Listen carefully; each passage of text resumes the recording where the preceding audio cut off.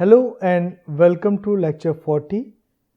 We are discussing design of low speed axial flow compressor. In last lecture we were discussing about design of low speed compressor for given data using free vortex concept.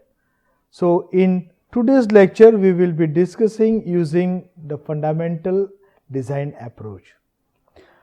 So what all we have discussed in earlier class, our calculation, that's what will be starting with the mean diameter. So all parameters we are calculating at the mid station. So once fundamentally we learn, we are doing our calculation at the mid station, say especially for low speed axial flow compressor, we are considering our mid station as 50% of the span. Okay. So based on our understanding, we will be doing all our parametric calculation, and after that we will be applying our design approach. So let's see what all we have done in sense of say mid span calculation. So we will not be discussing again like what all we have done at mid span calculation. So if you recall, when we were discussing say design using free vortex concept, we have made this mid section design calculation. So here if you look at, for this fundamental approach also at mid station, we are considering our say pressurized delta P0 at the mid station to be say 1000 Pascal, and this is what is all data what we have considered with. Now this approach, if you recall, when we were discussing different design approaches, that time we have discussed there is a flexibility in sense of varying my delta P0. So my delta P0 I can distribute in a way like, if you look at here, this is what is say hub loaded configuration, say this is what is say mid loaded configuration, and third if you look at, this is what is representing tip loaded configuration. So here in this case at mid station we will be doing all our calculation, and we will be assuming our delta P0 at hub, and we will be assuming our delta P0 at the tip station.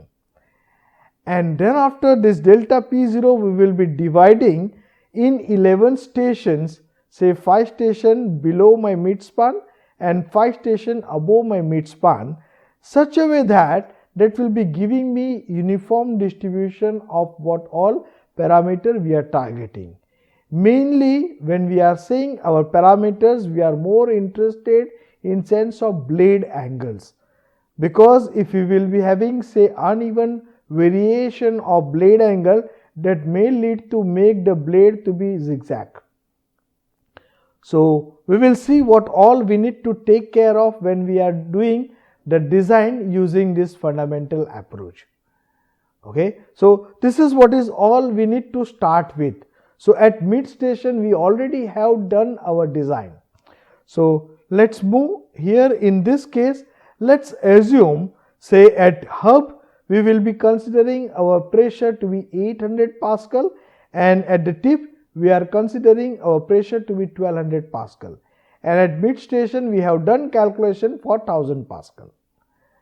Okay. So at hub and tip we need to do our calculation. So here if you look at, let's start with the calculation at the hub. So this design approach, that's what is different from what we have discussed for free vortex design.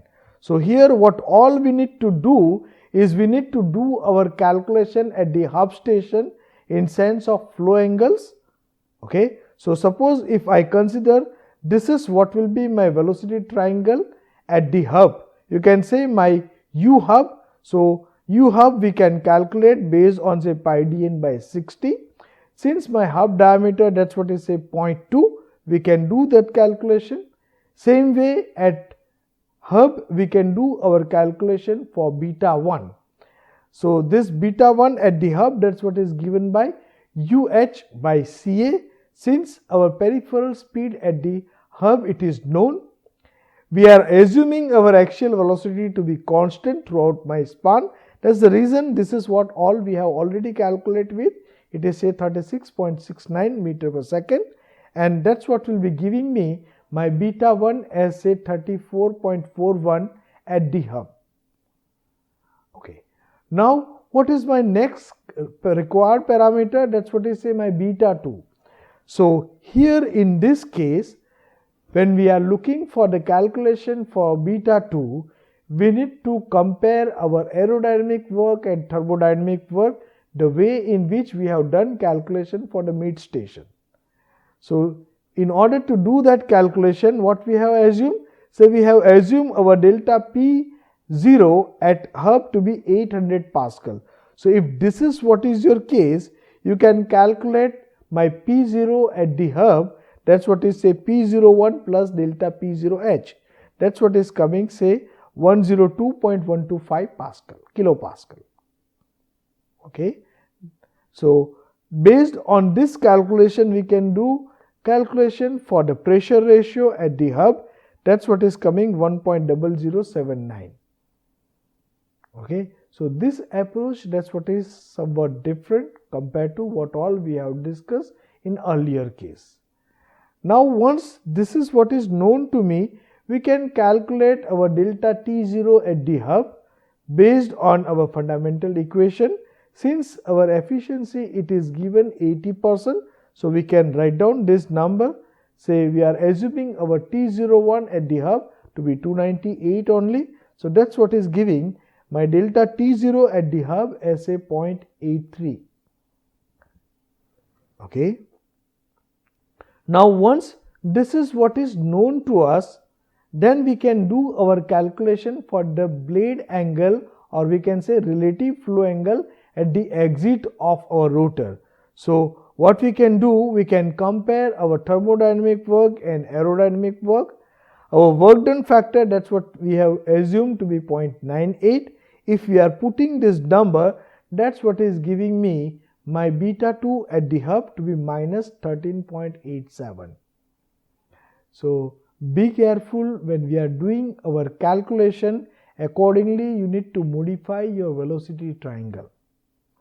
Okay. So here if you look at, this is what is my velocity triangle at the entry, and this is what will be my velocity triangle at the exit of my rotor. So here you can see this is what is representing my beta 2 at the hub to be minus 13.87.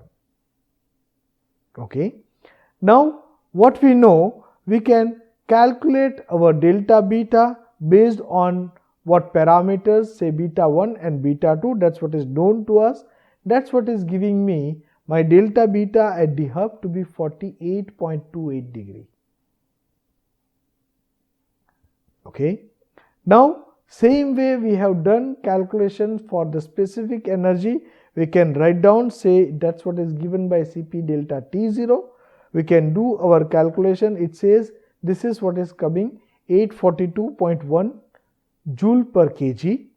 We can calculate what will be our total work requirement at the hub station.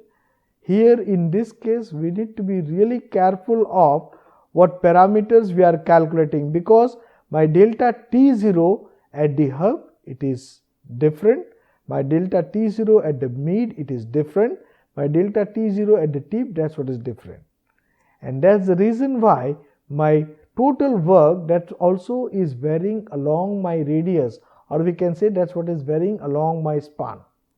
So basically when we are calculating this total work done at different station, we will be averaging out that, and that's what will be giving us what power, that's what is required.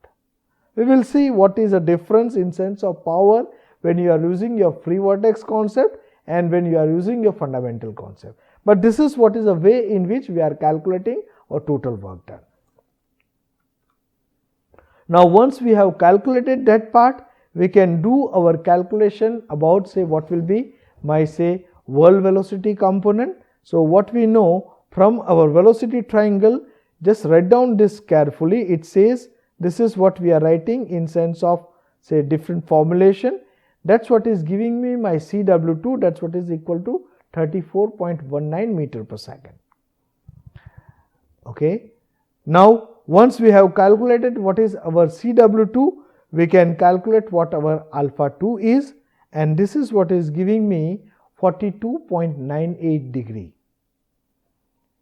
Since my beta 1 and beta 2, that's what is known to me, my Ca by U hub, that is also known to me, we can calculate what will be our degree of reaction at the hub.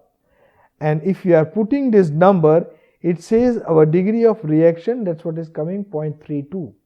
So we can understand degree of reaction at the hub, it is coming 0.32. That's what is a reasonable number in sense. Okay, so this is what we can say, fine. Okay, now careful here. Suppose say my degree of reaction at the hub is coming negative, then we are having problem. What we need to do? We need to do our recalculation. That's what will be starting from what P0, what we have assumed, delta P0. You need to adjust that number in such a way that my degree of reaction at the hub, that will be coming more than 0 or that will be coming positive number. Remember this part. Okay. So what assumptions we have made? 800 Pascal, you can assume 500 also. Even you can assume 400.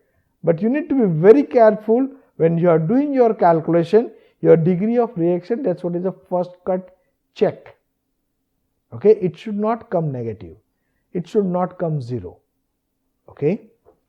Now, once this degree of reaction, that's what is known to us, we can do same calculation in sense of our de Holler's number or relative velocity ratio.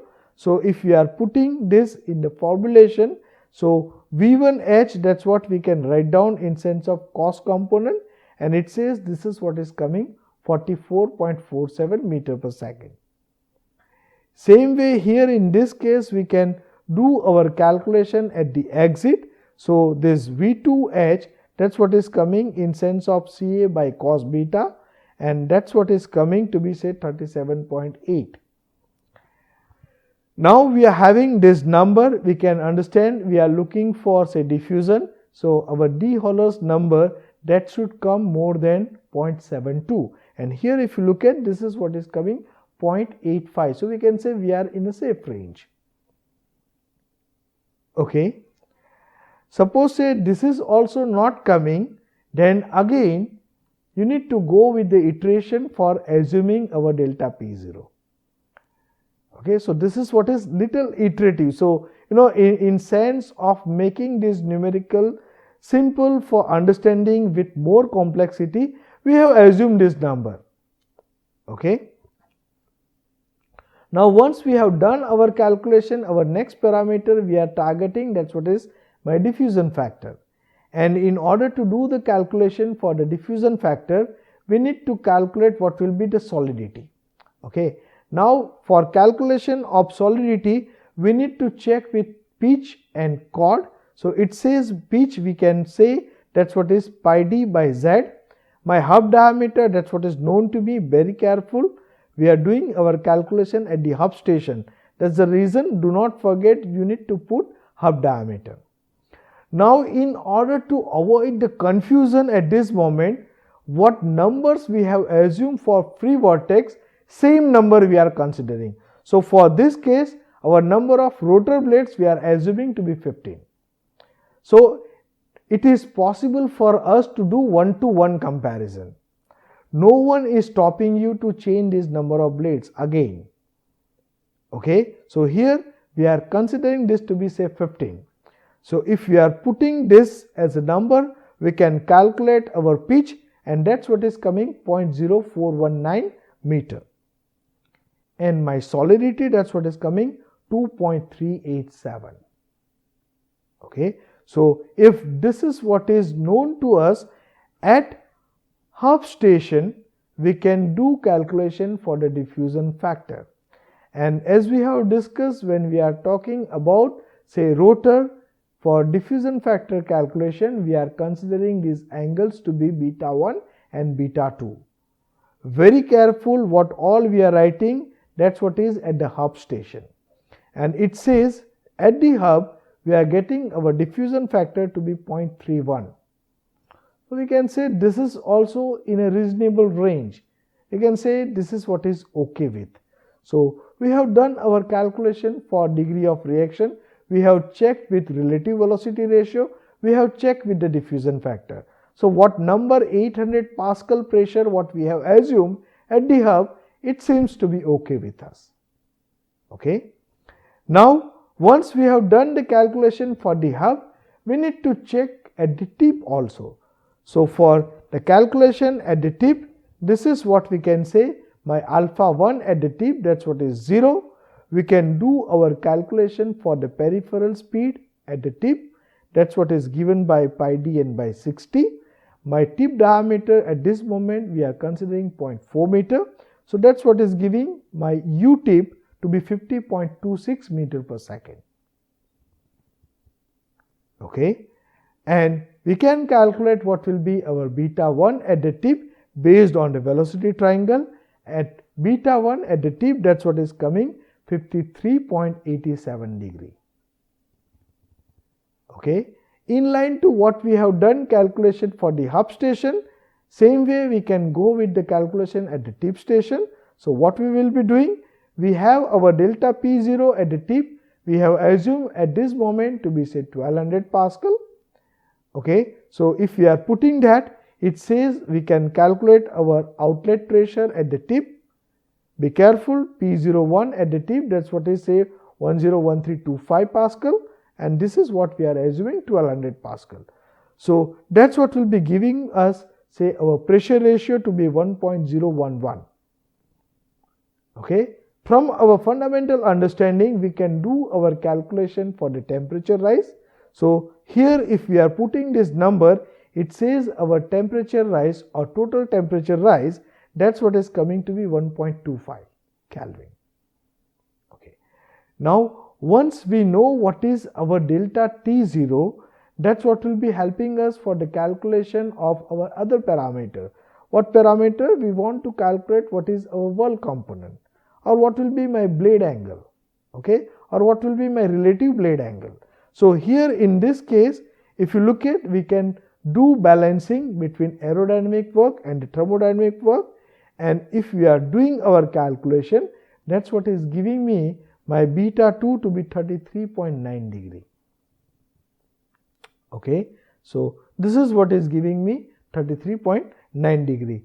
Once this is what is known to us, we know what is our beta 1 at the tip, we know what is our beta 2 at the tip. So we can calculate delta beta at the tip, that's what is coming 19.97 degree. Okay. And same way we can do our calculation. This is what is for our understanding.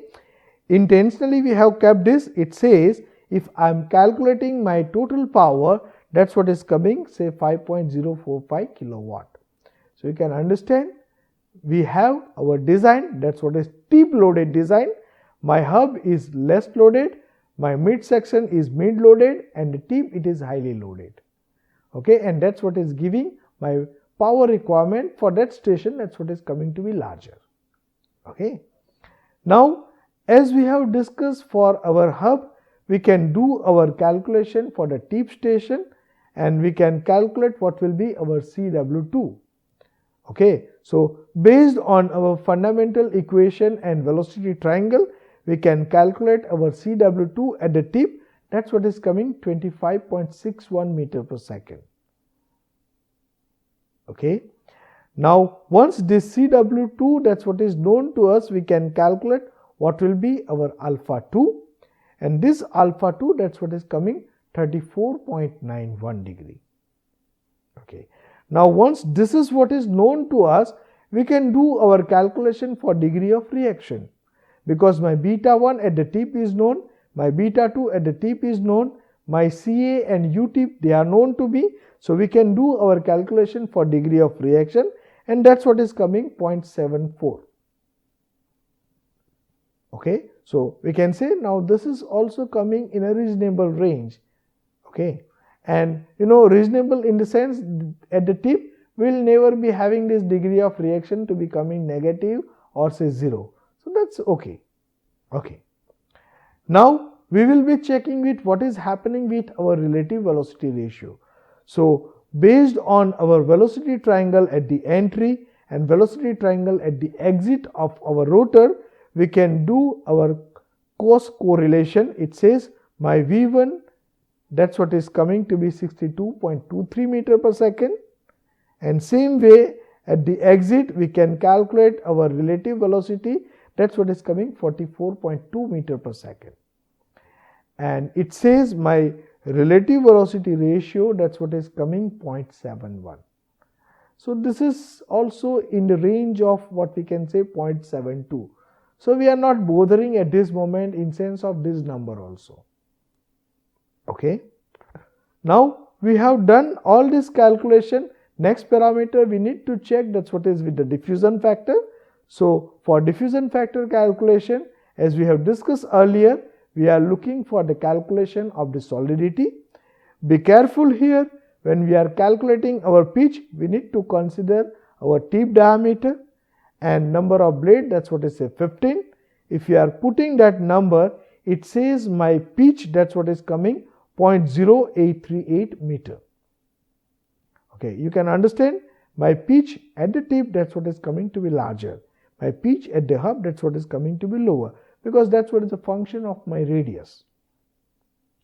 Okay, my chord, that's what we have assumed to be constant, so we can say solidity, that's what is coming as 1.19 at the tip station. Now once this is what is known to us, we can do our calculation for the diffusion factor for rotor at the tip station, and that's what is coming 0.4619. So we can say this is also coming in a reasonable range. 0.46, it's okay. Okay, so we have done our calculation at hub station, we have done our calculation at the tip station, and we have verified our required parameter in sense of degree of reaction, relative velocity ratio and diffusion factor. And we have calculated all our flow angles as well as our say velocity components. Now let's come to what all we have done. So as we have discussed for our fundamental understanding, again when we are using this fundamental method, for that also it is preferred we will be doing our calculation using Excel sheet program. Okay, so this is what is my mid station calculation. Okay, so that's what will be remaining same. Okay, that's what we have done our calculation for say our free vortex design. Same logic, that's what is applicable here. There is nothing different in sense of say these numbers. Okay, here in this case where the change, that's what is coming, that's what is coming here. Now all our calculation, that's what is based on delta P0. So here for hub we have assumed that to be 800 Pascal, and for the tip we have assumed that to be 1200 Pascal.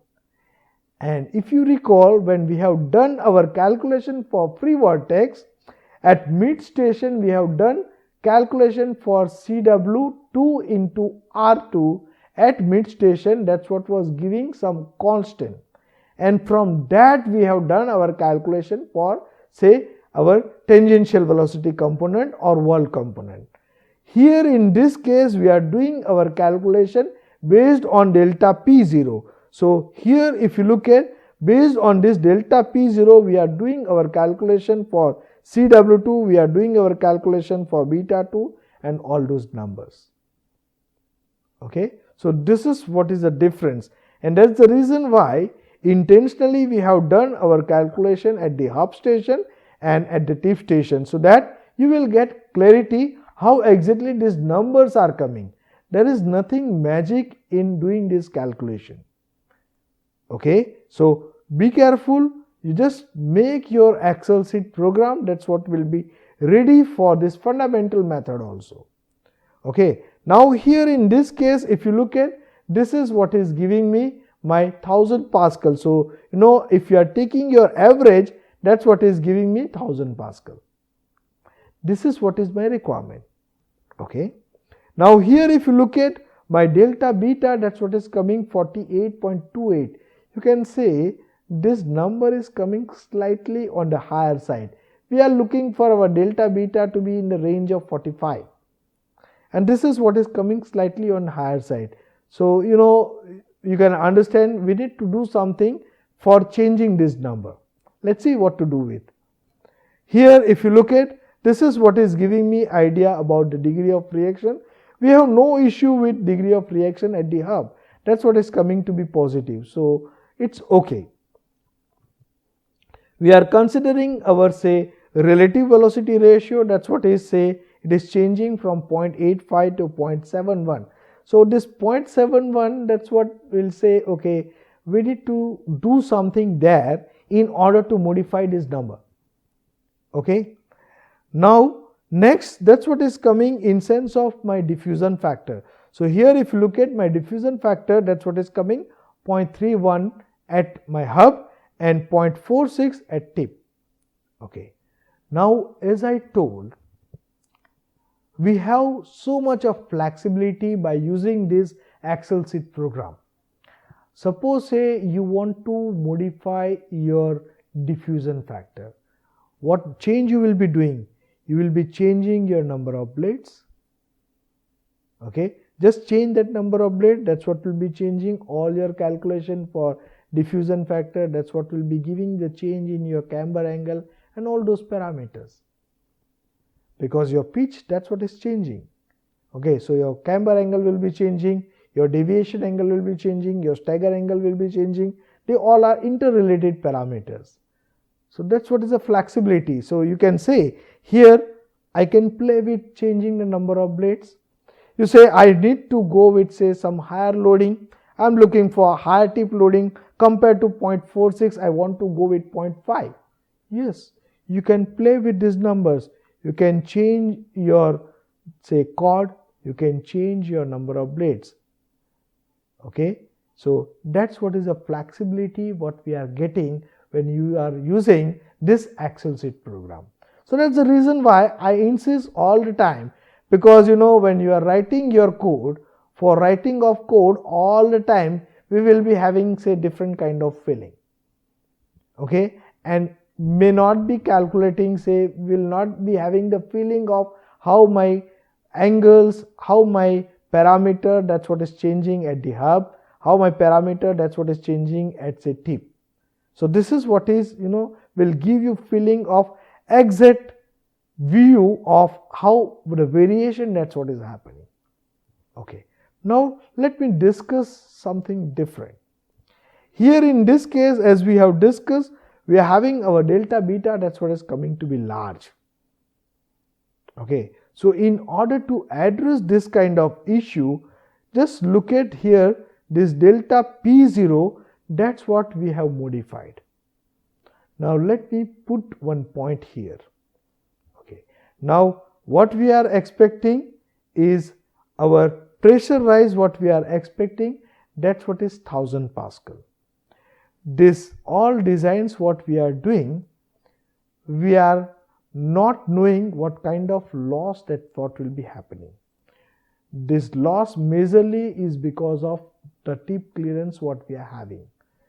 Are we going in sense of 1 mm, 2 mm or 3 mm clearance, or be in sense of percentage of height?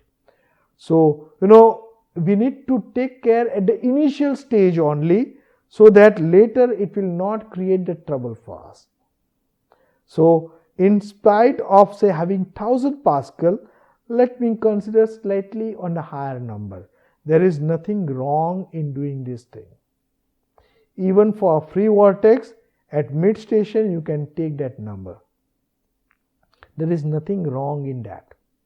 Okay, because we are not having idea what will be the losses and how much pressure loss that will be happening because of my tip clearance, because here we are not having any consideration for the tip clearance. Okay, so what we have done here in this case, you can say at hub we are having our say delta P0 is 699. At mid station also we have changed. That's what is the flexibility. That's what I was telling you. Say here in this case you play with this number and just check with what all changes, that's what is happening.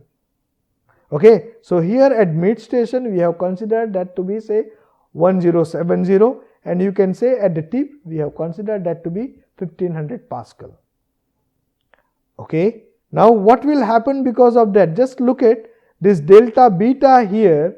For our earlier loading case, it was coming 48.28. That's what we have reduced to 41.80. Okay, where it is reflecting, you can say that's what is reflecting with our degree of reaction. So you can say my degree of reaction, that's what has increased near the hub region. Now what is happening at the tip region? It says my degree of reaction, that's what is decreased by say 0.682. Earlier it was say 0.74. Okay. Now when we are comparing our relative velocity, it says my relative velocity I have moderately compiled here at the hub, but near the tip region, that's what is coming to be slightly on the lower side. We prefer to have 0.72, but this is what is coming around 0.66. It's designer's choice. You can play with the numbers. Here you can modify that part. And if we compare our diffusion factor, just look at the hub we are having our diffusion factor to be 0.30, and at the tip we are having diffusion factor to be 0.55. So you can say we have increased our diffusion factor near the tip region by changing our loading. Okay, so accordingly, if you compare your angles, it clearly gives we are able to maintain our camber angle within certain range. Because my blade twist, what we say in sense of delta beta, that's what is very important. Okay, and if you recall, for free vortex design, we have realized our delta beta, that's what is coming to be say higher near the hub region, and we have no control for that. It is by default it will come because my diameter is smaller, maybe my rotational speed, that's what is smaller, so my u will be smaller. Now here in this case, when we are opting for this design concept, that's what is in our own hand. We can control in sense of degree of reaction, we can control what blade turning angle we are looking for. And that's the reason why this is what is one of the fundamental, I say, this is what is a fundamental method, and that's what is most preferred. Most of the design, what all we have done up till now, that's what is based on our fundamental approach. And there is nothing wrong, all what stages we have designed, what all rotors we have designed, using this concept, they are safely running without any problem. Okay, so we can realize now this is also one of the approach for the design. So later part in sense of how we will be dividing, that's what is very important. That's what we will be discussing in the next session. But you just realize one thing, say when we are comparing our design aspect for free vortex and the fundamental method, we are having more flexibility when we are approaching or when we are using our fundamental design approach. Okay, and we must realize what are the benefits of using this Excel sheet program. And we will soon be realized and we will be getting matured with using these Excel sheets only. As in when we will be doing our design, we will be having Excel sheet program with us. Okay, so now in next lecture we will be discussing, here we have discussed about what will be my delta P0 at hub, what will be my delta P0 at the tip. Now at 11 stations we need to distribute that delta P0 in a systematic way. Then only we will be getting our smooth curve for the blade, otherwise it will be creating trouble. Okay, then we will be discussing how do we do our design for the stator, and we will be finalizing the stage design. Then we will try to understand what all changes we are bringing by incorporating free vortex method as well as this fundamental method. Thank you. Thank you very much. I do prefer you just go with doing the Excel sheet program, and at the same time you just try to make the code for making of blades. Thank you. Thank you once again.